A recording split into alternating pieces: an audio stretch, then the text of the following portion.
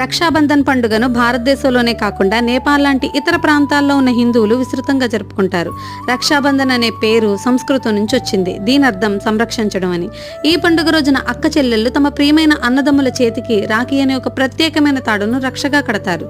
దాని ద్వారా వారి సోదరులు దీర్ఘాయుతో జీవిస్తారని వారి నమ్మకం. ఇక దీనికి బహుమతిగా సోదరులు వారి అక్క చెల్లెళ్లను జీవితాంతో రక్షిస్తామని వాగ్దానం చేస్తారు.